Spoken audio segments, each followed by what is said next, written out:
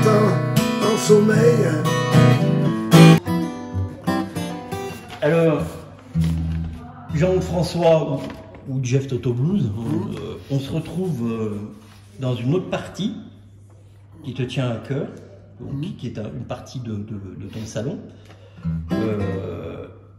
parce que c'est là que tu composes, tu me disais. Ouais, tu aimes composer ici. C'est mon petit coin, là. Je me mets sur le canapé, je prends mes feuilles et c'est là. Ouais.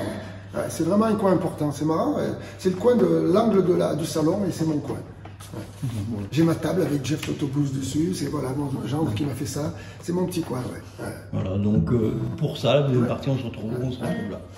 Alors, on va parler du projet qui est en route et dont l'aboutissement va être vers si c'est toujours cela, vers le 3e trimestre de l'année. Voilà, c'est ça. Voilà. C'est un album acoustique. Ouais, c'est pour ça que j'ai bien aimé ce que tu as dit. Tu as dit il est en route. Moi, je dirais il est en route. Il est en route. Ouais. Jeff Toto Blues, 30 ans de scène. Ouais. Le choix, alors, on va parler du choix des titres sur l'album. Il s'est fait comment? Ben en fait, j'ai repris tous les titres que les gens ont plébiscité dans les concerts. Voilà, tous les titres qui sont là, c'est tous les titres que les gens aimaient, quoi. J'avance, le blues dans l'escalier, Hymno Blues.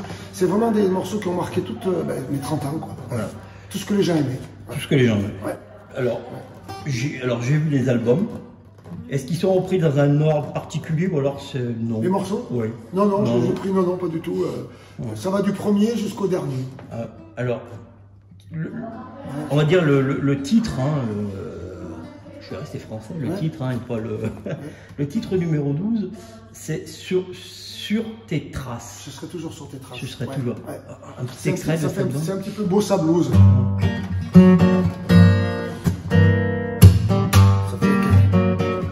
Je serai toujours sur tes traces. Là où tu iras, moi j'irai aussi. Je serai toujours sur tes traces. C'est un petit peu bossa blues. Cet album va comporter 14 titres. 14, ouais. Et peut-être un cachet aussi. Ah. Ça y aura un petit cadeau. Un petit cadeau. Donc ce que je disais tout à l'heure, au risque de me répéter, on te voit une photo avec ton dobro qui est derrière. Cet album... Je vais aller le chercher comme ça. Ah voilà. C'est bon, je vais le chercher. Ouais. Comme ça, il y aura les trois autour de moi.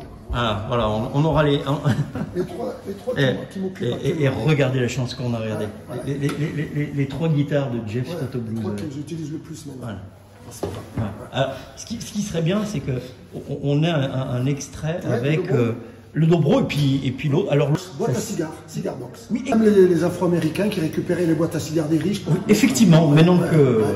Alors là, on est dans quelque chose d'un peu plus particulier, parce que je disais tout à l'heure, c'est vraiment l'essence du blues.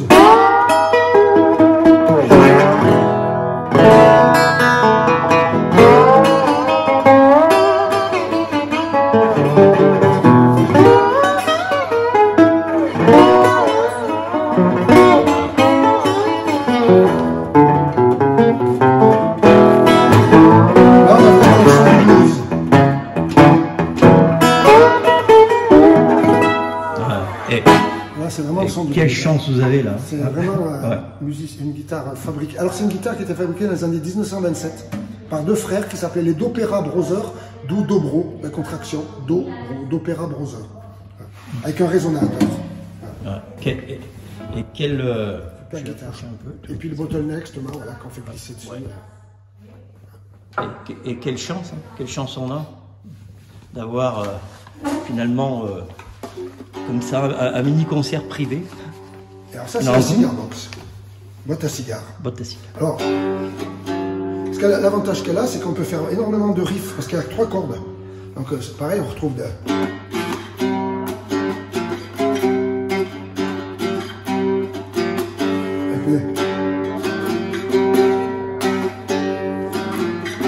Ça c'est des morceaux.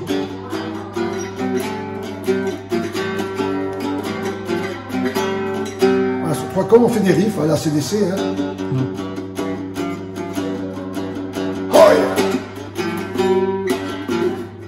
C'est vraiment des guitares qui sont très intuitives quoi.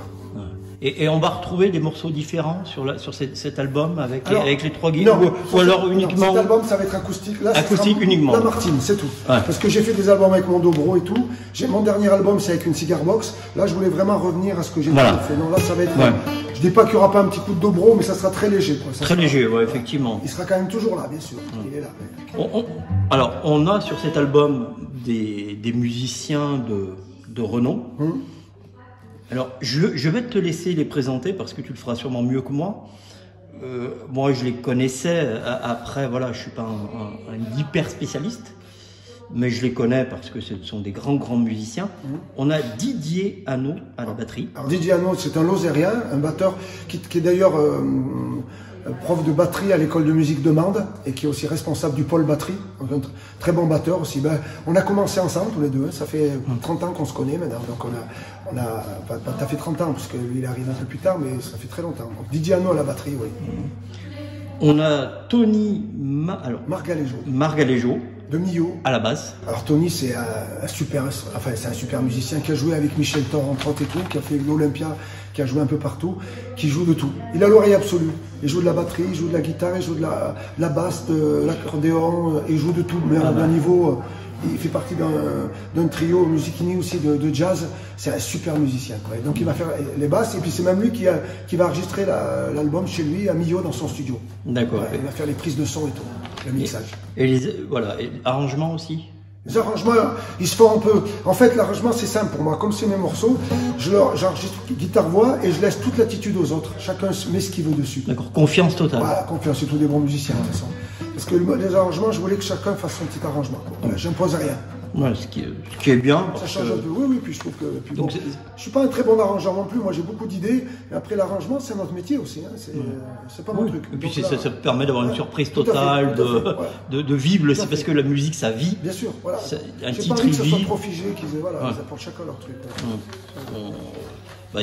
On parlait d'un morceau tout à l'heure de Bernard Lavilliers qui est Il est noir. Ouais. Il le chante avec Nicoletta sur une des premières versions. Et il y a une reprise avec Catherine Ringer qui est sublime. Et on est deux morceaux, le même morceau mais différents. Oui, tout à fait, parce que chacun y met son truc. Quoi. Ouais. Il met son truc. Et là, c'est comme une recette, et quand on met un peu plus de sel ou du sucre, ça change tout. Effectivement. Ouais. Sur cet album, on va voir California. California, une petite découverte.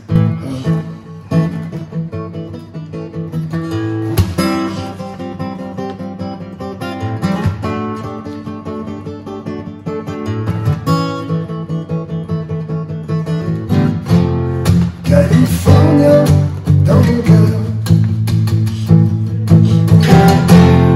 California, pour toujours. Voilà, un morceau, la découverte de la Californie quand j'ai joué là-bas. Alors, ça va être un très bel album. Ça va être. Il y a des soirées, on en parlera aussi. On va continuer avec les musiciens qui sont sur cet album. On va continuer de les découvrir. Alors, j'ai Tom Margalejo aussi. C'est le fils de Tony, pareil, qui va faire du clavier. Pareil, un jeune très fort au piano. Très fort. Alexandre Perroni au violoncelle. Perroni, c'est un violoncelliste qui joue à Clermont, dans le philharmonique un peu partout, et qui a joué sur mon album de Bachung, Arnaud Christophe. C'est lui qui me faisait les parties violon sur cet album. Violoncelle, je veux dire. Voilà. Donc on a aussi Jean-Marc Delon au banjo. Alors il y en a d'autres qu'on peut dire qui vont être connus vraiment par les spécialistes. Hein. Bluegrass 43. Par contre, si on dit San Severino, ça parle à beaucoup de monde. Ça parle beaucoup de monde. Il a fait des albums avec lui, il a fait 2 ans de tournée avec lui. Oui. Pour moi, Jean-Marc Delon, il a joué dans mon premier album. C'est marrant, dans mon premier, un morceau qui s'appelait Retour aux sources. Et en fait, ça m'a fait plaisir qu'il accepte de jouer dans le dernier. Il va faire 2 titres dans cet album. C'est un super musicien. Pour moi, c'est un des meilleurs banjos en Europe. C'est un des meilleurs, hein. Ça, sans problème, sans conteste. Il est souvent au festival de Craponne aussi. Oui. Il joue beaucoup. Ah ouais, non, mais c'est un monsieur, vraiment. On va continuer à découvrir. Comme ça, on découvre un peu les musiciens. On va faire une découverte de cet album. On a... alors, le premier, bien sûr, ce que tu me disais tout à l'heure, c'est l'hymne au blues, mais on l'a tout à l'heure parce que c'est le morceau. C'est mon premier. En fait. C'est le premier. Ensuite, on va avoir Blues Jamais Blasé. Ouais. On revient avec le nom Blues. Un court extrait. Ouais, ben là, c'est Ville de Rennes, justement, qui m'a fait découvrir ça. C'est du reggae blues.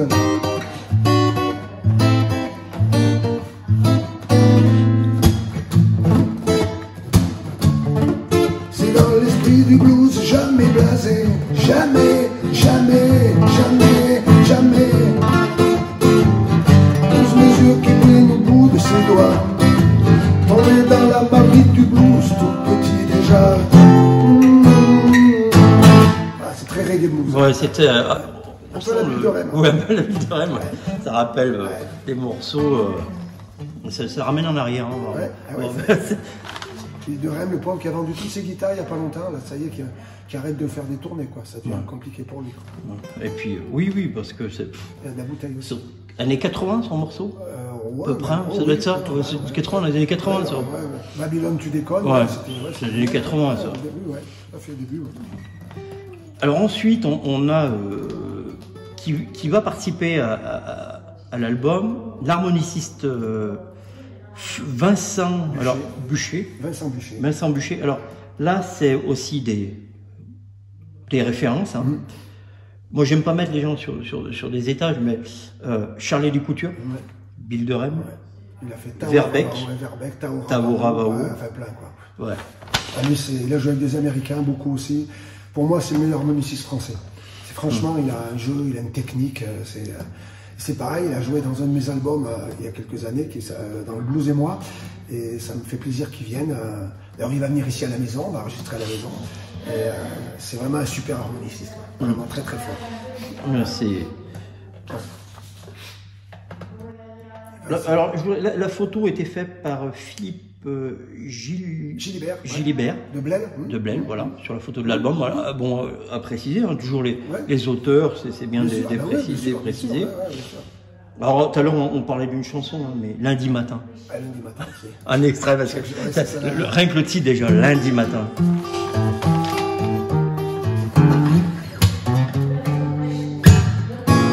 Chaque jour de la semaine a une histoire. Mais oubliez lundi matin.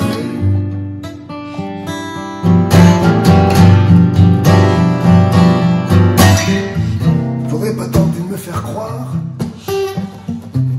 que c'est un jour de mise en train pour aborder une longue semaine. Y a rien de pire qu'un lundi matin.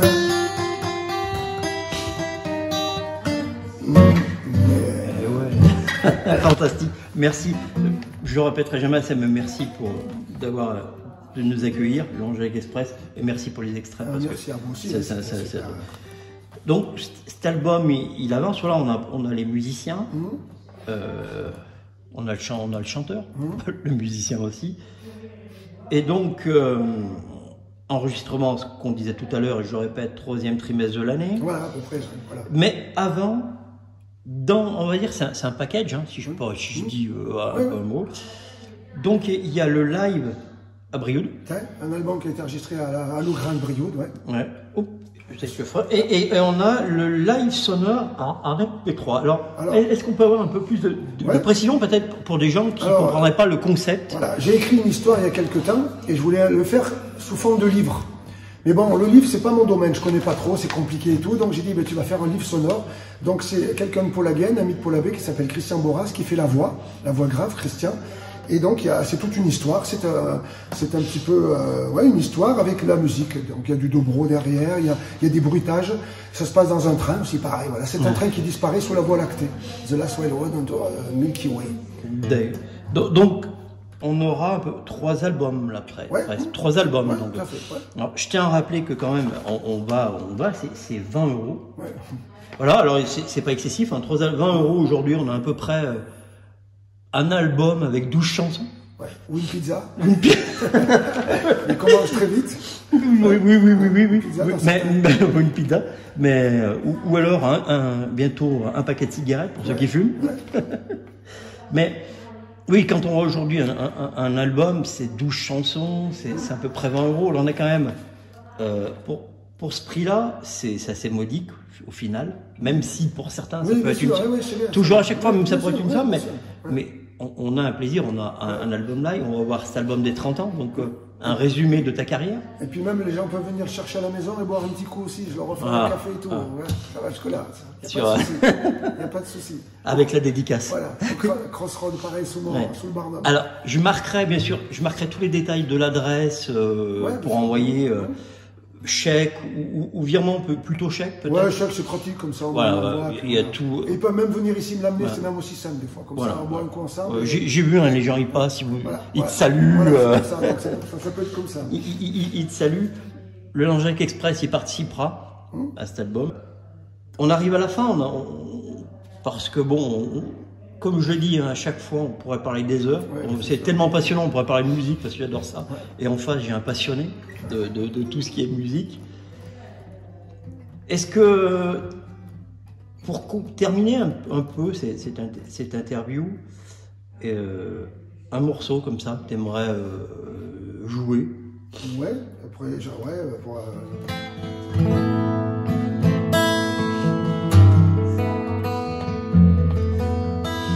j'aime bien les parties musicales aussi.